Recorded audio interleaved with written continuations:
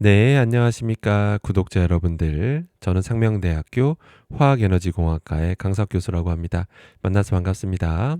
오늘 다룰 주제는 바로 심혈관 질환입니다.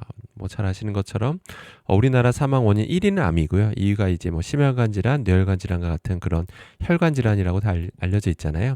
그래서 이게 뭐 우리나라만의 문제는 아니고 당연히 전 세계적으로 많이 이 심혈관 질환에 대해서 관심이 큰데요. 근데 이제 이것을 일으키는 원인들을 밝히기 위한 여러 학계에서 노력들이 지금도 전 세계적으로 굉장히 활발합니다. 그래서 그런 원인을 밝힌 연구가 최근에 굉장히 의미 있는 게 발표된 게 있어서 그걸 가지고 좀 설명드리고 어떤 거 조심하면 되는지 알아보는 시간을 갖도록 하겠습니다. 먼저 이 논문을 기반으로 말씀드릴 건데요. 보시는 것처럼 2026년 1월에 일단 선공개된 거고요. 최종 게재는 아마도 2026년 3월이나 4월이 될 것 같습니다. 그만큼 선공개했을 정도로 지금 따끈따끈한 그런 논문을 보시면 될 것 같고요. 인바이러먼트 인터내셔널이라고 굉장히 저명 학술지입니다. 굉장히 게재하기 어려운 그런 저널이라고 보시면 되고요. 이 보시는 것처럼 많은 학자들이 정말 연구에 참여했는데 주로 미국 연구진이 주도를 했다고 보시면 되겠습니다. 그리고 이거는 또 놀라운 게 무려 20년간 많은 사람들 20년간 추적 조사해서 내린 어떤 연구 결과라는 것도 또 참고하실 필요는 있겠습니다.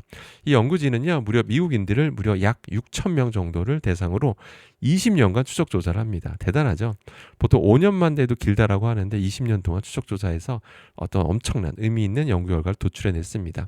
일단 이 연구진은 20년 동안 해당 대상자들의 소변의 농도를 소변을 계속 분석을 합니다. 그 소변 속에 존재하는 어떤 금속 농도들 있잖아요. 그러니까 체내에 그동안 많이 노출돼 있었다면 그게 소변으로 어느 정도 나오거든요.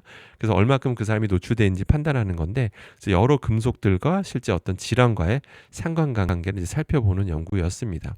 그래서 또 단순히 또 어떤 특정 어떤 중금속들, 유해 중금속들이 뭐 암과 관련 있다든지 이런 것들은 사실은 또 어떤 질환 관련 있다는지 등은 그동안 연구들이 좀 된 게 많거든요. 그런데 이 연구진이 관심 있었던 건 어떤 메커니즘까지도 좀 밝히려고 했다라는 게 큰 의미가 있다고 보면 됩니다. 그래서 이 연구진은 그 20년 동안 사람들을 관찰하면서 소변만 분석한 게 아니라요. 관상동맥 석회화 현상도 같이 관찰합니다. 이게 뭐냐 간단히 말씀들이 이제 침착되는 경우가 있어요. 이제 그런 거 석회화 현상. 그 현상과 어떤 상관이 있는지 등을 이제 살펴보게 됩니다. 그래서 실제 관상동맥 석회화 그리고 어떤 심혈관 질환 이런 심근경색 등과 같은 심혈관 질환과의 상관관계를 이제 살펴봤는데요. 연구 결과가 일단 너무 방대합니다. 너무 방대해서 다 설명드릴 수는 없고 오늘 가장 엑기스만 하나 소개해드리려고 합니다. 가장 위험한 금속을 꼽아줬습니다. 이 연구진이. 이런 연구진은 사실 처음이었습니다. 가장 위험한 금속이 뭐였냐면 바로 카드뮴이었습니다. 카드뮴이란 유해 중금속이 가장 위험하다라고 이제 콕 집어서 얘기를 합니다. 실제 그 6천 명 조사했잖아요. 약. 그제 소변에서 카드뮴이 가장 많이 관찰된 사람일수록 실제로 심혈관 질환 가능성이 높아지더라. 라는 상황이 명확하다라는 것을 이 연구진이 이제 최초로 밝히게 됩니다. 그 다음에 뭘 또 봤냐면 그렇게 이제 심혈관 질환을 일으키는 사람들을 또 다시 한번 제대로 조사해 보니까 실제 그 사람들 절반 정도는 관상동맥 석회화 현상이 나타나더라. 정확히는 또 그 석회화 현상이 또 굉장히 빠르게 진행된다라는 걸 그 메커니즘까지 밝혀내게 돼요. 실제 그 동맥 표면에 이 칼슘들이 많이 침착되는 걸 확인하게 됩니다. 그래서 좀 더 구체적으로 연구진이 뭘 밝혀내냐면 카드뮴이란 유해 중금속에 많이 노출된 사람일수록 실제로 결과적으로 이런 그 칼슘이 침착되는 양이 증가하더라. 그래 결과적으로 이런 동맥 경화가 악화되고 최종적으로 심혈관 질환을 유발하게 된다라는 그런 메커니즘을 명확히 최초로 이 연구진이 밝혔다라고 보시면 됩니다. 자, 그런데 더 충격적인 게 있습니다.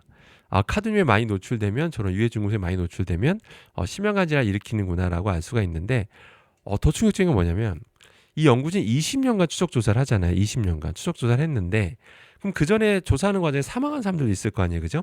사망한 사람도 있었을 텐데 심혈관 질환 발생하기 이전에 사망하는 그 사망률도 더 높더라라는 것까지도 밝혀냅니다. 그러니까 심혈관 질환 일으키는 것도 우리가 참 많이 놀라운데 그 전에 사망할 가능성도 높아진다라는 것도 밝혔다라는 겁니다. 충격이 아닐 수가 없죠. 그러니까 당연히 노출이 많이 안 되게끔 관리를 해야 되는 거겠죠. 그래서 정부에서는 우리나라도 마찬가지고 전 세계 모든 적어도 OECD 선진국이라면 다 관리를 합니다. 식품 속에는 특히 유해 중금속에 대해서 관리를 하고 있고요. 그래서 정부에서 나온 보고서를 기반으로 간단히 말씀드리면 2024년 2월에 나온 게 가장 최근 보고서입니다.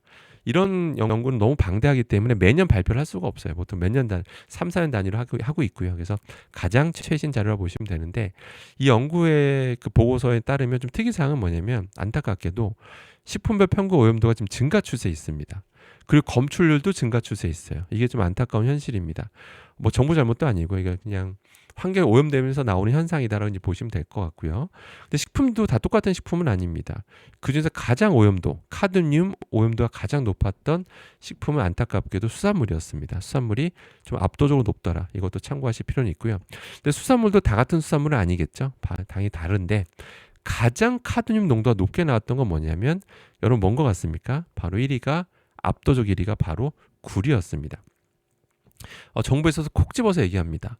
오염도가 좀 특이하게 높더라라고 콕 집어서 얘기했다는 게 바로 굴이라는 것도 참고하시면 되는데 그냥 뭐 3-4배 높은 거 아닌가 이렇게 생각할 수가 있는데 아니었습니다.